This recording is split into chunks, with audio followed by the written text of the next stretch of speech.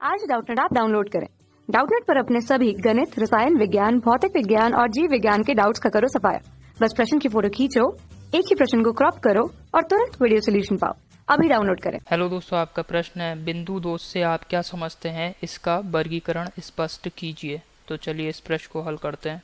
ठीक है, तो बिंदु दोष क्या होते हैं दोस्तों? क्रिस्टल जो होता है, क्रिस्टल में जो भी हमारे आयन या जालक बिंदु होते हैं उनकी एक निश्चित स्थिति होती है, एक निश्चित स्थान होता है जहाँ पे कि ये जालक बिंदु एक निश्चित आवर्त क्रम में व्यवस्थित होते हैं। जैसे कि इसको चित्र से भी समझ लेंगे। ठीक है, तो जब भी ये जो हमारा क्रम है, एक निश्चित क्रम है जिसमें कि जालक बिंदु उपस्थित हैं, जब इस क्रम में कोई भी परिवर्तन होता है या ये जो व्यवस्था होती है, जिस व्यवस्था में ये जालक बिंदु एक अपनी स्थिति पर जो है अपनी स्थिति पर उपस्थित होते हैं, जब इनकी व्यवस्था में कोई परिवर्तन होगा, ठीक है, तो जो दोष उत्पन्न होता है उसे हम क्या कहते हैं? बिंदु दोष कहते हैं। तो अब दोस्तों इसकी हम परिभाषा यहाँ पे लिख रहे हैं बिंदु दोष की। ये तो सामान्यतः हमने जो सामान्य भाषा में समझाया था, इसकी परिभाषा यहाँ पे मैं लिख रहा हूँ। तो दोस्तों इसकी परिभाषा आप देख सकते हैं। क्रिस्टल में किसी परमाणु या परमाणु समूह के निकट कणों के सामान्य आवर्ती व्यवस्था से विचलित होने के कारण उत्पन्न दोष को क्या कहते हैं? बिंदु दोष कहते हैं। मतलब जो आवर्ती व्यवस्था है परमाणुओं की, जो हमारा क्रिस्टल है उसकी आवर्ती व्यवस्था में क्या हो जाए? परिवर्तन हो जाए।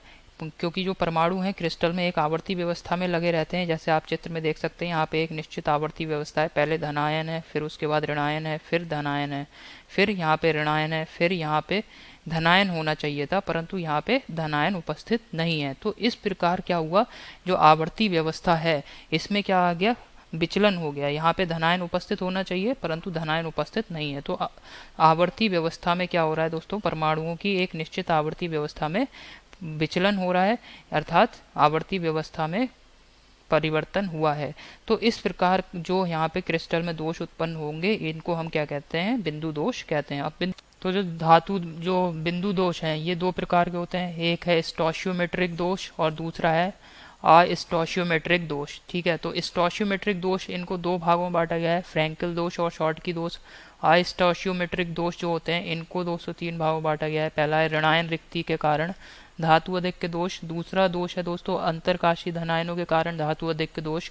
तीसरा है धनायन रिक्ति के कारण धातु न्यून दोष। यही हमारे प्रश्न का उत्तर है। आशा करता हूँ आपको समझ में आया होगा। धन्यवाद। कक्षा 6 से 12वीं से लेकर नीट, IIT, JEE वो एडवांस के लेवल तक 1 करोड़ से ज्यादा छात्रों का भरोसा। आज ही डाउनलोड करें डाउटनेट ऐप या व्हाट्सएप करें अपने सारे डाउट्स 8400 400 400 पर।